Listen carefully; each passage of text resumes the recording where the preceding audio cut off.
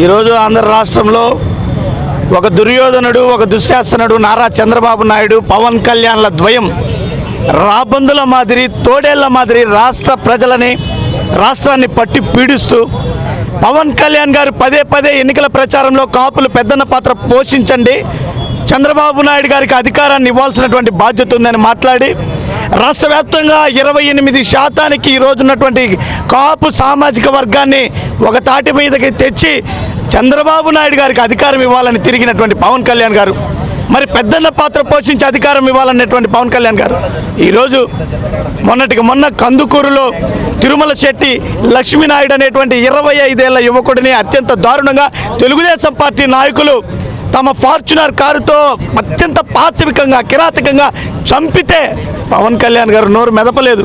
మరి ఈరోజు విజయవాడ కృష్ణలంకలో గాదే సాయి కృష్ణ అనేటువంటి 24 ఏళ్ల యువకుడిని ఇంత దారుణంగా పోలీస్ స్టేషన్లోనే పోలీసే చంపి అర్ధరాత్రి దహనం చేసి బూడిద చేస్తే ఈ రాష్ట్రంలో శాంతి భద్రతలు ఉన్నాయనుకోవాలా?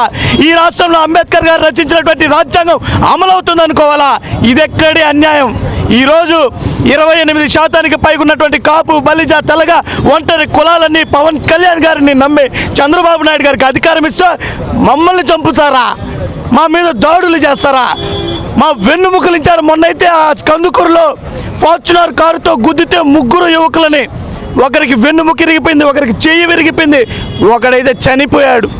ఇంత దారుణంగా చంద్రబాబు నాయుడు గారికి అధికారం ఇస్తే పవన్ కళ్యాణ్ నీకు సిగ్గు, మానము, రోషము ఏమైనా ఉన్నాయా? ఇందుకా నువ్వు పవన్ కళ్యాణ్ చంద్రబాబు నాయుడు గారికి అధికారం ఇవ్వమని చెప్పింది? ఈరోజు ఆ పోలీసులు అంటారు 1 కోటి రూపాయలు ఇస్తామని కన్న తల్లికి.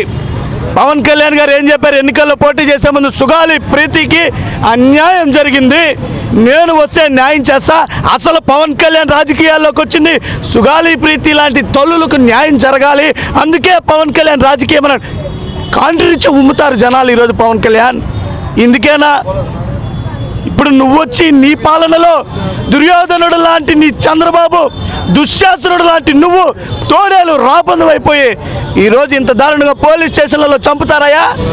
చట్టాలు ఇందుకేనా? రెడ్ బుక్ రాజ్యాంగాన్ని ఈరోజు ఆంధ్ర రాష్ట్రంలో అమలు చేస్తూ ఇంత పాశవికంగా చంపితే ప్రశ్నించరా?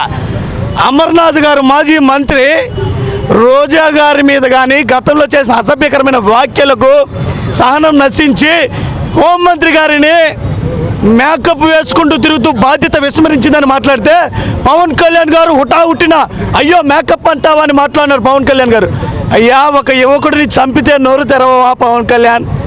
మేకప్ ఆరోపణలపైన నోరు తెరిచేటువంటి నువ్వు ఇంత దారుణంగా పోలీస్ స్టేషన్లలో నువ్వు ఉప ముఖ్యమంత్రిగా ఉన్న ఈ ప్రభుత్వంలో చంపుతుంటే నోరు మెదపవా పవన్ కళ్యాణ్? ఇందుకైనా ప్రజలు నీకు అధికారం ఇచ్చింది కాబట్టి ఇప్పటికైనా కళ్ళు తెరిచి ఇలాంటి అరాచకపు పాలనకు చరమగీతం పాడాల్సినటువంటి రోజులు దగ్గరలో ఉన్నాయని తెలియజేసుకుంటున్నాం.